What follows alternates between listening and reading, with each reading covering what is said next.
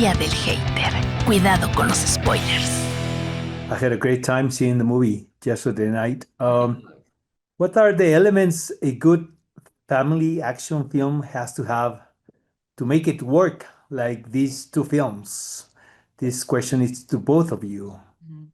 Well, I think it has to have the balance of, as you said, the action, but it also has to be relatable. It has to be heartwarming. It has to be a family that you want to root for. And I think what, we saw in Family Plan 1, the first one, which was a family that we wanted to root for, that was a lot of fun. And I think we just upped the stakes in Family Plan 2. I like to refer to it as a little bit of a glow up because we kind of go international and it's a holiday film and the backdrop is, a beautiful city like London as well as Paris, and we still have the same kind of family dynamics, but just new kind of challenges that they take on. Yeah, and also the tone. I mean, I've seen enough family movies to know, when my wife and I can actually enjoy it at the same time, really makes for, that's what I call a real four-quadrant movie. You have something for everybody, but especially, the parents have their kind of thing, and, it's still wildly entertaining to the kids. And then, of course, with the new film, we really raised up the family stakes, introducing a new family member, which is obviously a massive surprise to Dan, and he's very conflicted about it because he's always put family first. And now that there's this conflict, he's got to figure this out and wants to make this right. Versus the first one, he could just be completely stealth, and he was a bit of a machine, and always went through all these different situations unscathed. This is much more complicated in that way for him. Michelle, the chemistry between you guys it's fantastic between all the members of the family from the original one to this one.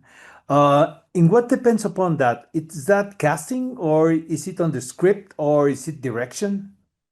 I think it's all of the above, to be honest. I mean, as you recall, in Family Plan 1, it was a road trip, so we spent a lot of time in the car getting to know one another.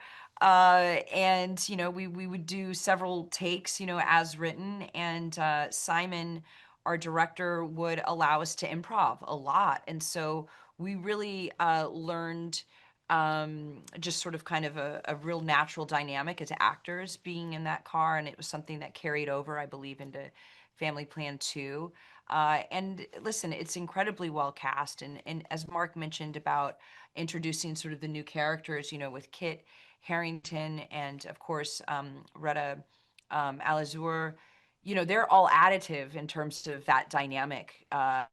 They are great, also at improv, and just really talented actors and really just humans. And so we feel really fortunate it's easy to have like a nice rapport and an easy dynamic with, all of us. Mark, once you're a producer, it must be difficult not to be one. You know what I mean? In your films, because in many matters you have a creative control. You know what I mean? You have input. Well, in the development stage, but I think by the time we get there, you want to kind of let the director do his thing, and really also making sure that I'm doing my other job as an actor.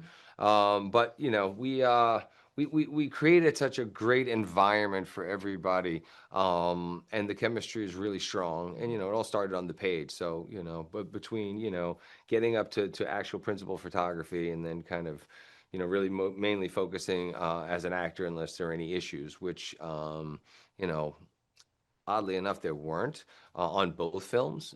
They went off pretty seamlessly. We had a couple of little issues on the second film with some crew stuff in the beginning, but it all worked out. And anybody else came into the fold, they realized that this was an environment that we created that was conducive to collaborating and really having fun. And so people just kind of dove in and adapted the same attitude. Guys, well done. Thank you. Thank you very much for Thank you so for the much. time, for the movie. Thank you much. Thank you. I like the collar. I like the hair. Thank you much. Heraldo Podcast, un lugar para tus oídos.